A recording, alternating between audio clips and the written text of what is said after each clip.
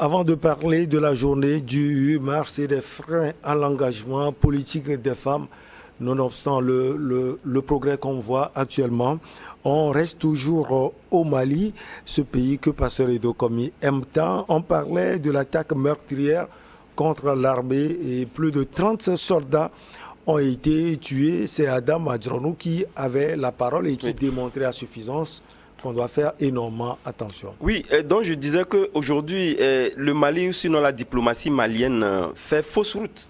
Tout simplement parce que moi je me dis il faudrait véritablement calquer le regard sur la force onusienne. Et je le dirais, le président Déby Itno avait commencé par exiger cela avant sa mort. Aujourd'hui, il n'y a plus de leader qui l'exige. C'est vrai, les velléités liées donc à la France lui-même en avait déjà fait cas en parlant du fait que la politique au niveau africain prise dans sa globalité au niveau de la France, c'est pratiquement rien. On peut venir changer les conditions comme on veut, etc.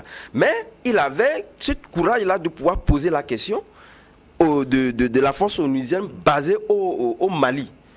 Quand bien même qu'il y avait le président Ibeka, etc. Mais jusqu'au jour d'aujourd'hui, on n'en parle pas. C'est pourquoi moi je dis, la diplomatie malienne fait pratiquement fausse route en parlant donc de la force Barkhane. Et je vous dis, moi, mon inquiétude réside là. Le départ de la force Barkhane ne serait pas du tout repos pour les femmes qui ne sont pas aujourd'hui, soyons clairs, ils ne sont pas pratiquement prêts à pouvoir combattre le djihadisme. Les institutions russes qui sont là. C'est ce qu'on nous a dit par le passé. C'est quoi les forces armées maliennes? Ce qu'on nous a dit par le passé sur les territoires reconquis, etc. C'est vrai, c'est faux ou bien nous sommes en train de voir que véritablement, non, les gens avaient dit qu'il n'y avait pas eu de combat. Non, il y a eu de combat. Il y a eu de combat. Qui ont permis aux gens de pouvoir libérer ce territoire-là. Non, c'est une mauvaise information. On nous a dit, voilà, le centre avait été libéré. Voilà, nous assistons. Il y avait eu de combat. Après de plus de 30 mois. Non, je pense bien. Il y a beaucoup de choses à faire encore. Je parlais de ces Mauritaniens qui seraient assassinés. Au Mali, ce n'est pas la première fois. Oui, mais si les Mauritaniens sont assassinés, nous avons appris cette information. C'est la faute à qui? C'est la faute à il y a de l'insécurité. Il y a de l'insécurité, vous passez à un endroit où vous n'êtes pas assuré, vous tombez dans un... Mais pour vous, les femmes... Deux fois en intervalle de 2 mois, vous avez constaté que... Les gens tombent... Oui, bien sûr, qu'est-ce que vous voulez? Mais l'insécurité, on sait que... C'est pourquoi d'ailleurs, quand j'écoutais les gens démonter ici qu'il y a de la sécurité, si nous estimons, les Maliens, on estime qu'on a déjà libéré tout le territoire, il faut aller aux élections parce que le reste, ce n'est que désert, qu'il n'y a pas de population. Et qu'il n'y a pas de population. Donc, la personne le nord qui est occupé représente 20% de la population malienne. Oui, 60% du territoire. On peut organiser des élections à partir du reste. Non, un territoire, c'est un territoire. Il faut que le territoire soit... Le territoire doit être complet. Le territoire doit être complet. Je dis, le territoire a été complet. Aujourd'hui, les Maliens l'avaient déjà essayé. Ils ont expérimenté en organisant les élections sur un territoire, un tiers du territoire, ça n'a pas marché. Aujourd'hui, il faut aller organiser l'élection sur toute l'étendue du territoire. Il faut au moins 5 ans pour... Et donc, quand je reviens à votre question, je crois qu'il faut bien informer quand même les téléspectateurs, les téléspectatrices sur ce que les FAMA sont en train de faire.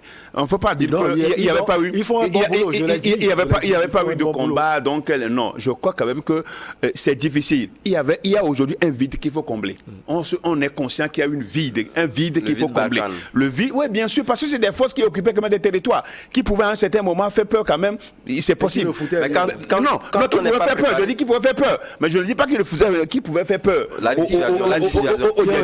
Qui ont échoué, qui pouvaient servir de force de dissuasion. Mais il faut maintenant combler tout ce vide-là en personnel, et puis en armement. Mais quand on n'est pas prêt... Je dis en armement. Mais quand on n'est pas prêt... Non, je ne dis pas... C'est ce qu'ils sont en train de faire. Et le début est difficile. C'est ce qu'ils sont en train de faire. C'est ce que les femmes sont en train de faire. Ils sont en train de combler ce vide. Ils sont en personnel et puis en équipement. Et ça ne va pas être du tout rose. On est d'accord. Personne n'a dit qu'avec les institutions russes, le territoire sera libéré. C'était les opinions que vous exprimez il n'y a pas longtemps. Non, nous étions conscients que ça allait prendre du temps. 8 ans. Mais ces actions de propagande... C'est pourquoi d'ailleurs les autorités maliennes se sont donné au moins un agenda, un calendrier de 6 à 5 ans pour pouvoir bien... De 6 mois à 5 ans. Mais quand il disait que la diplomatie malienne fait fausse route, non, on ne peut pas. Non, la diplomatie malienne ne fait pas fausse route parce que vous avez des interlocuteurs qui ne vous considèrent pas, qui vous insultent à longueur de journée. Parler Charlotte, Florence, Charlie, Yves Le Bien. Non, mais qui a commencé? Vous avez vu le ministre des Affaires du Mali, le ministre des Affaires du Mali qui a dit, qui a de manière subtile, qui a démontré à la France que la grandeur, ce n'est pas des insultes. Il ne faut pas insulter les gens. Il n'a insulté personne. Mais c'est quand ça a continué. C'est quand ça a continué. Est-ce qu'il a insulté? Il y a une différence. Non. Illégitime. Oui, illégitime. Et là, c'est objectif ou pas? Donc ceux qui sont nous parlons du Mali. Non, ceux qui sont c'est quoi? On peut les inviter. On peut les inviter à Paris. On peut comment on l'appelle, un tapis rouge. Ils peuvent marcher. Ils ont été élus. Non, voilà. La France ne sortirait jamais d'affaire avec cette affaire du Tchad. La France ne sortirait jamais. Et du coup, je crois que c'est du tac à tac. La diplomatie malienne a répondu à ses collègues de la France, et je crois que c'est le respect qu'on devait avoir, et c'est le respect que la France, que les Maliens ont exigé. Donc aujourd'hui, la situation, moi je suis conscient que les FAMA sont dans un rôle qui est difficile. Ils font du bon boulot. Ils font du bon boulot. Ils n'ont jamais dit qu'ils ont libéré tout le territoire, qui ne devait pas y attaquer, c'est de s'illusionner. Mais la lutte va être encore très rude avec le départ des forces Barkhane. Il faut reconnaître cela. Mais je crois quand même qu'ils ont une mission aujourd'hui, les femmes ont une mission. Il faut balayer le territoire de toutes les attaques. Vous permettez, juste une minute. Je pense que tout ce que nous disons sur ces analyses-là, il faut aussi les nuancer. En faisant appel à la responsabilité de la CEDEAO, comme au début de cette crise-là en 2012. La CEDEAO a tout abandonné. La CEDEAO avait engagé sur l'effort de la CEDEAO qui ont délogé en premier lieu ces djihadistes-là de l'espace occupé. Il faudrait que la CEDEAO puisse également prendre les responsabilités, qui ne se limitent pas seulement à ces sanctions-là pour véritablement combler ce vide-là aux côtés des FAMA, mais il appartient aux Maliens, sinon à la jeune malienne, de prendre ses responsabilités pour finir. Et faire en sorte qu'ils puissent donc rentrer dans ce concert de la sous-région pour que la sous-région également puisse prendre ses responsabilités. Juste pour vous annoncer que la BCAO va rendre au Mali une partie de sa somme, 85% des avoirs du Mali à la BCAO, parce que la plainte va prospérer, parce que les fonds les avoirs du Mali ne peut pas être prospérer ou bien ça a déjà prospéré. Je dis 85%, et ça c'est notre collègue Yves Ekwe Amaïzo, l'économiste le Togolais, qui l'a annoncé que bientôt les fonds vont être remboursés au Mali. Donc c'est la survie pour le Mali. Bien sûr. Le combat continue. Le combat continue. Juste une information. Merci beaucoup. Bonne chance au peuple malien.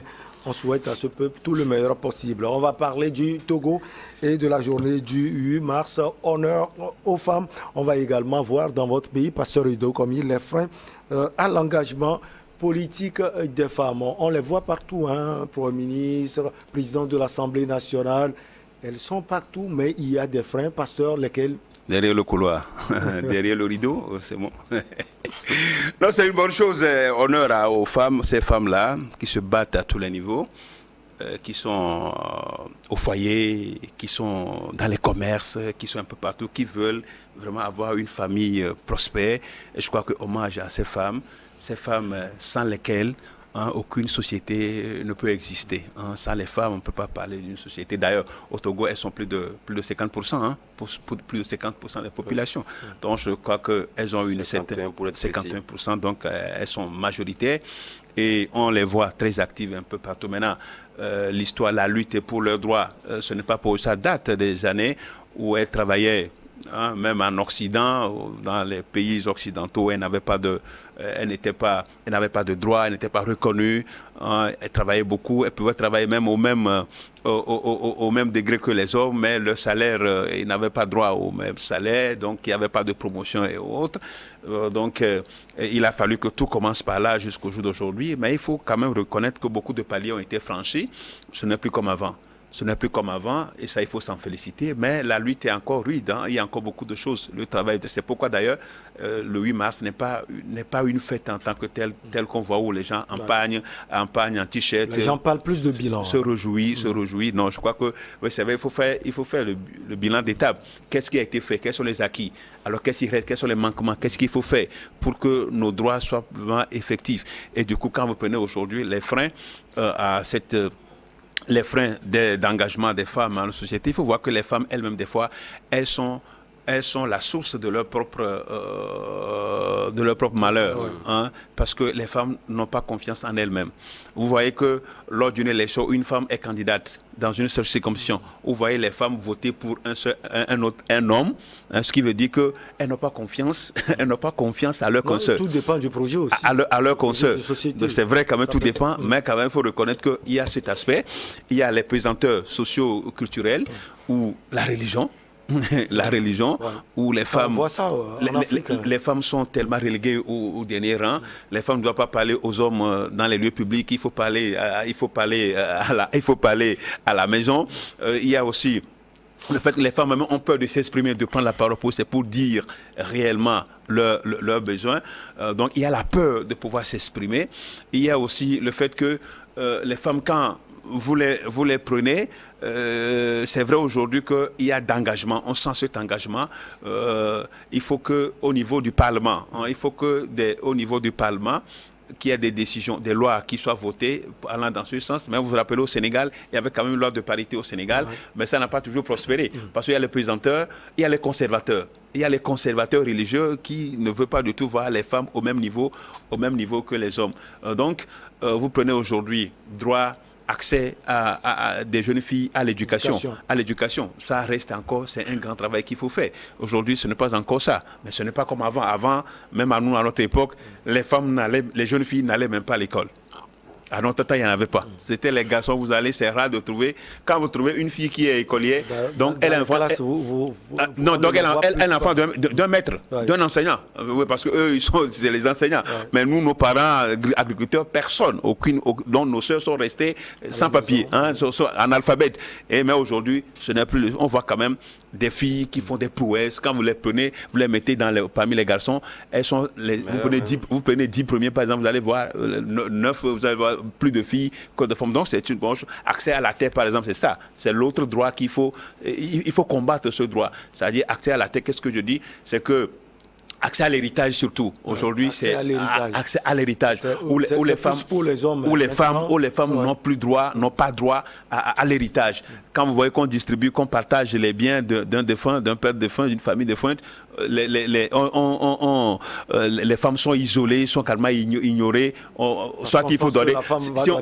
Si on donnait peut-être ailleurs, si on veut faire bien une œuvre caritative, on dirait que bon, les hommes prennent 3, les femmes vont prendre. Non, je crois quand même que pour ces aspects-là, il faut vraiment que les femmes luttent. Il faut que les femmes croient qu'elles peuvent encore faire quelque chose parmi les hommes. Aujourd'hui, on a vous prenez des domaines où, à l'époque, vous ne trouverez jamais une femme qui est mécanicienne. Aujourd'hui, on voit des femmes chauffeurs, conducteurs de taxi, on voit des femmes qui sont même des pilotes, tout ça là. Je crois des femmes militaires qui sont là, ce n'était pas aussi avant. Donc, je crois quand même qu'il y a des évolutions. Et les hommes, nous devons aider. C'est à nous de valoriser les femmes. Voilà, il y a ça. Il faut que nous, les hommes, mais c'est parce que nous aussi, à l'égoïsme, on reste, on dit c'est nous. Et puis, l'égalité, cette année, je crois, l'égalité pour un monde, pour accès à un monde durable, je crois que ça a été, c'est le thème, ce n'est pas mauvais. Nonobstant les avancées, Adam Adjaranou, selon vous, quels sont les freins à l'engagement politique des femmes dans votre pays, le Togo? Vous savez, ces freins-là, ils sont nombreux, ils sont endogènes et surtout aussi avec des responsabilités assez partagées.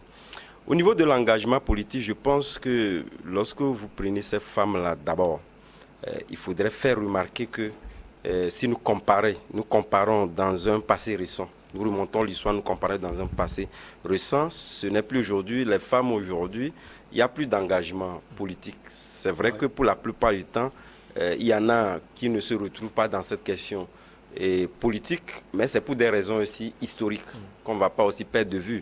Il faudrait quand même qu'on puisse favoriser que l'environnement puisse leur permettre de s'engager. Puisqu'aujourd'hui, on a comme l'impression, on veut décréter en réalité l'engagement de la femme à la chose politique. Comme on l'a fait tout à l'heure, le pasteur parlait de l'héritage. Aujourd'hui, c'est prescrit pratiquement dans nos tests. Et aujourd'hui, à moins que vous ne vous dirigez pas vers les juridictions, que vous allez être méprisé. Victime de ces partages. Chez nous, au Togo, il y a beaucoup de paliers qui sont franchis et beaucoup d'efforts sont faits en ce sens-là. Par le passé, vous allez constater que sur ces questions politiques que vous posez, avant, nous n'avons pas assez d'exemples. Lorsque nous prenons les femmes engagées politiquement et qui ont occupé des postes de responsabilité, on est obligé de sortir de la sphère togolaise pour aller véritablement voir ailleurs. Aujourd'hui, je pense que le Togo aujourd'hui est un exemple.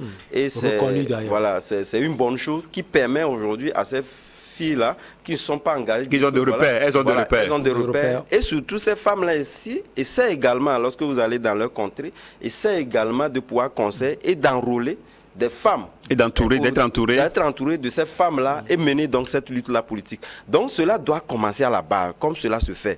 Et c'est pourquoi je disais aujourd'hui, si nous remontons l'histoire, ce n'est plus la même chose que nous vivons aujourd'hui. Donc, à partir du moment où nous avons ces femmes-là qui s'engagent, et surtout avec cette question de décentralisation, qui viennent aujourd'hui appuyer ces initiatives politiques-là, faire en sorte que ces femmes-là se disent que voilà, bon, au niveau des études, si je ne peux pas commencer, au moins au niveau de la base, parce que le passeur lui-même, lorsque vous prenez son équipe, s'était aussi fait entourer lors des campagnes de certaines femmes qui ont aussi mené la campagne avec le CDA, une bonne initiative. Donc nous devons faire en sorte qu'il y ait donc du porte-à-porte, ce qui n'avait pas par le passé. Donc je pense que à partir du moment où nous avons levé ces équipements-là, ces goulets d'étranglement-là, je pense que demain, une femme qui éprouve le besoin de s'engager politiquement peut le faire. Tout comme il y a des hommes aujourd'hui qui ne prouvent pas la nécessité de pouvoir s'engager politiquement. Et ce n'est pas mauvais. C'est que nous voulons arriver à un quota impressionnant, important. Si nous prenons les hommes et les femmes, à partir du moment où nous avons une femme qui dirige le gouvernement, il faudrait quand même dans ce gouvernement qu'on ait véritablement des femmes qui s'y engagent.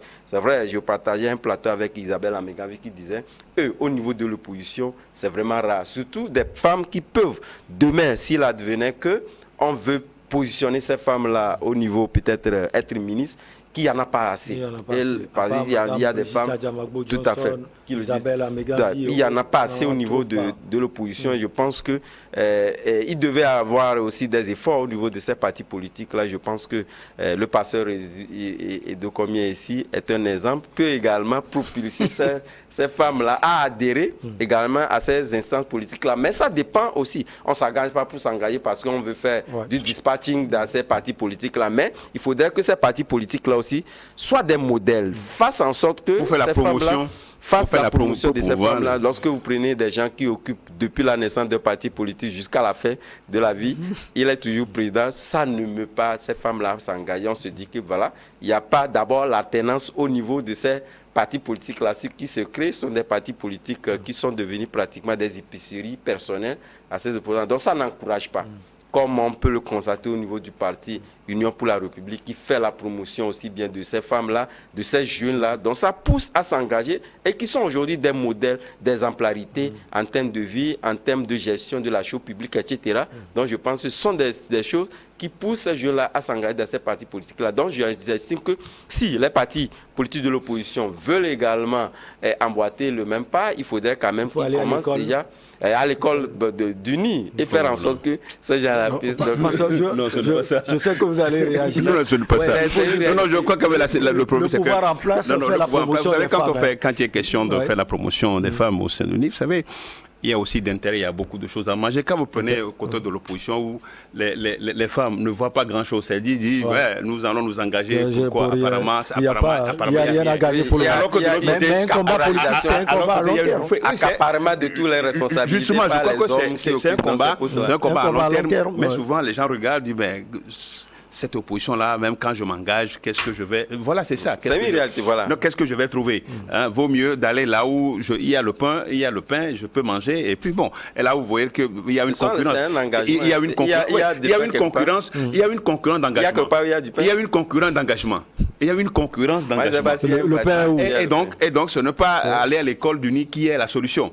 Il faut quand même que les déjà partis... en termes d'exemplarité. Non, il faut que les partis eux-mêmes fassent une politique. C'est une politique interne. Ils n'ont rien à apprendre d'Uni. Ils n'ont rien à apprendre d'Uni. Il faut aller, il faut instaurer à leur sein une certaine politique qui leur permette d'élever. C'est une éducation. De faire cette éducation-là, cette formation un peu partout sur le territoire. Certainement, ils trouveront des femmes qui ont la vision. La politique aussi, c'est de là. Il faut que nous ayons cette vocation. C'est devenu une science pratiquement. Oui, c'est une science, mais il y a aussi la vocation. Il y a les gens qui sont là, qui ont cette vocation-là de faire la politique. Vous les faites partie, ils reviennent. Pas la petite Paul, ils vont revenir. C'est intéressant si les hommes essaient de faire la promotion des femmes en allant à l'intérieur du pays, en les propulsant. En créant l'environnement, il faut que créer l'environnement. C'est-à-dire un environnement favorable pour leur dire, écoutez, les femmes, vous aussi, vous pouvez faire. Nous, on est prêts même à vous prendre comme coordinatrice de notre parti dans telle préfecture, dans telle commune. Vous savez, ça va susciter de l'engouement auprès de ces femmes. Et finalement, il faut dire aux femmes, à ces femmes-là, que vraiment, c'est un combat de longue haleine. Il faut pas miroiter, dire non, on va prendre le pouvoir demain, vous serez... Non, il ne faut pas dire ça. C'est un travail de longue haleine que vous allez vous engager pour un long temps avant un jour d'être responsable sur le plan national. Comme ce travail de longue haleine que les femmes de UNIR ont eu. Non, comme ce travail de longue haleine que nous faisons au mouvement Martin Luther King. Vous connaissez, je crois que vous connaissez nos dames. Nos dames viennent même sur ce plateau ici. Il faut pas quand vous les suivez, c'est comme moi, je me fasse carrément. Mais pasteur, quand c'est pas le femme, moi on a l'impression que c'est pasteur Edo qui parle. Ah non, moi je m'efface. Devant elle, moi je ne suis rien. Toi tu les connais. Devant elle, moi je ne suis rien. Je suis rien parce que il y a de l'engagement, il y a de la force, il y a de l'ambiance dans leur intervention. Et je crois que c'est une bonne. Donc, nous aussi, nous regorgeons des femmes demain talentueuses, demain qui vont servir valablement cette nation. En tout cas, il faut aller à l'école de tous les partis ou mouvements qui font la promotion de la femme. C'est ce que je voulais dire. Comme il le dit, le mouvement Martin Luther King le fait. UNIR aussi, vous l'aviez dit. Oui. En tout cas, tous ceux qui ont fait un parcours qui peut susciter admiration ou un parcours d'exemplarité. Je pense qu'en tant que parti politique, même de l'opposition, ce n'est pas une ronde de dire que voilà, lorsque quelqu'un a réussi, reconnaît d'abord qu'il a réussi et que je peux, même au niveau des planifications politiques, vous voyez des pays qui viennent s'inspirer des planifications politiques du Togo, justement parce que le Togo a réussi sur ce plan-là et il y a des résultats qui se font. Donc je pense qu'il appartient à ces partis politiques-là, puisque ce n'est pas des leçons à donner, il leur appartient quand même de lire entre les lignes, de savoir qu'aujourd'hui nous sommes dans un monde en pleine mutation et qu'il appartient d'abord à ces gens-là d'encourager, lorsqu'on lance un concours, lorsqu'il y a des recrutements de la police, des militaires, etc., encourager ces membres-là à pouvoir postuler. Et pourquoi ne pas mener des lobbies, faire en sorte que ces gens-là également qui ont cette compétence. Lorsque vous estimez que voilà, bon, lorsque nous on viendra au pouvoir, c'est en ce moment que vous allez vous faire recruter, l'âge ne va pas vous attendre. Donc je pense que sur ces aspects-là, voilà autant d'éléments qui ont fait que les partis politiques, surtout majoritairement de l'opposition, n'ont pas su impacter la population et attirer derrière eux ces filles-là, ces jeunes filles-là qui peuvent avoir de l'admiration. C'est une politique de renouvellement et de continuité. Oui, le renouvellement de la classe politique s'impose avec acuité aujourd'hui, compte tenu de tout ce que nous venons de citer, parce qu'il y en a qui sont talentueux, qui estiment que voilà, il faudrait quand même qu'on change de fusil de pôle. Et qui sont malheureusement dans l'herbe. Lorsque vous posez le problème, d'ailleurs, mais vous êtes tout de suite écarté. On vous prête des mots. On est encore solide, on a encore l'âge. Etc. Et cela ne fait pas bonne presse pour l'opposition. Cette question à vous, est-ce que vous pouvez espérer avoir au Togo un jour les Hélène Johnson Sirleaf, Christina Kirchner, Michelle Bachelet ou encore Angela Merkel? Oui, il n'en manque pas du tout. Il y a des gens, des femmes compétentes qui sont là et qui peuvent arriver au sommet de l'État, être chef de l'État. Il n'en manque pas. Mais maintenant, il va falloir que ça fasse un travail pour que, d'abord, les femmes elles-mêmes comprennent que leurs consoeurs peuvent valablement assurer cette fonction. parce qu'elles sont aujourd'hui majoritaires, majorité au Togo.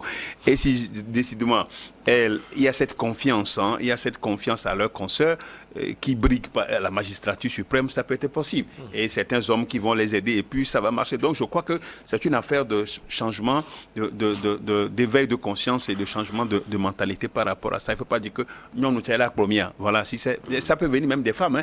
Nous nous la première. Vous comprenez? Est-ce que c'est les femmes qui vont nous conduire? Moi je ne comprends pas. Non, est-ce que c'est les femmes qui vont nous diriger dans ce pays? Donc quand vous voyez tout ce que le gouvernement, l'État togolais fait avec des femmes qui sont un peu partout, on a l'impression que la mayonnaise n'a pas trop pris. La mayonnaise n'a pas trop pris et il y a beaucoup de choses, mais c'est bien vrai quand même d'expérimenter. On fera la comparaison après pour dire est-ce que quand les femmes sont arrivées, qu'est-ce que les femmes ont donné par rapport aux hommes, et ça nous permettra de nous positionner pour l'avenir. Donc c'est une affaire d'éducation. Vraiment, c'est une affaire d'éducation. Et c'est à la base, à l'école, qu'on doit donner aux femmes cette opportunité. Les droits des jeunes filles, les droits de l'homme, les droits des hommes, là, c'est à partir de la base, l'école primaire jusqu'à l'université, que les femmes doivent être mises à contribution pour pouvoir rentrer dans leurs droits. Dernier mot, Adam Djornou, oui, sur ce point-là, moi je pense que, vous savez, c'est une question qui ne se décrète pas. Et vous savez, tout est à l'aune des stratégies politiques que vous mettez en place aujourd'hui. Au Togo, les femmes, quand même, on peut dire, c'est vrai que lorsque vous prenez les présidents de la République, que soient dames, elles ont commencé par occuper un certain nombre de postes que nous avons aujourd'hui. Mais quels sont les résultats qui sont donc qui sont sortis de cette gouvernance-là? Il faudrait quand même que vous partez de là. Mais également, au-delà de ça, est-ce que, de toutes les façons, le Togolais aujourd'hui n'a pas de problème de voir une femme la diriger? La preuve est qu'au niveau de l'exécutif, au niveau de l'Assemblée nationale, etc., le Togo n'a pas ce problème-là. Mais arrivé au sommet de l'État... Non, il n'y a pas ce complexe. Non, on n'est pas complexe. Il n'y a pas ce complexe. Mais arrivé au sommet de l'État, invoque un certain nombre de stratégies qu'elle devrait commencer déjà par apprendre pour arriver là. Parce que ça ne va jamais se décréter, c'est une volonté. Quand on voit Mme Victoire Dogbe qui est aux côtés du président de la République depuis des années, elle peut avoir cela. Oui, elle peut avoir, mais le fait d'être aux côtés d'un chef de l'État ne fait pas de vous fondamentalement un futur président de la République. Il faut créer votre personnalité, votre identité. Il y a d'autres aspects, comme je le dis, qui rentrent en jeu et je ne crois pas voir directement dans ces enjeux-là se profiler à l'horizon. Mais je pense que il faut aussi qu'au sein de sa famille politique, ça marche. Bon, tout ça là. Il veut ouvrir encore un autre. Non, juste évoquer un pas de la chose. Dimanche va bien. Oui, non, je crois qu'il est là. On va le retrouver très prochainement. On a hâte de le revoir. Bien sûr, on veut vraiment le voir. Merci beaucoup à vous, Pasteur Edo Komi. Ça a été un plaisir. Président du mouvement Martin Luther King. Merci également à vous, Adam Djornou. C'est un plaisir partagé. Ça a été un plaisir de vous avoir, directeur de publication de Vision d'Afrique. C'est aussi un plaisir de vous savoir. On va revenir très prochainement sur sa vision d'Afrique. Merci beaucoup. La vision qu'il a d'Afrique réellement.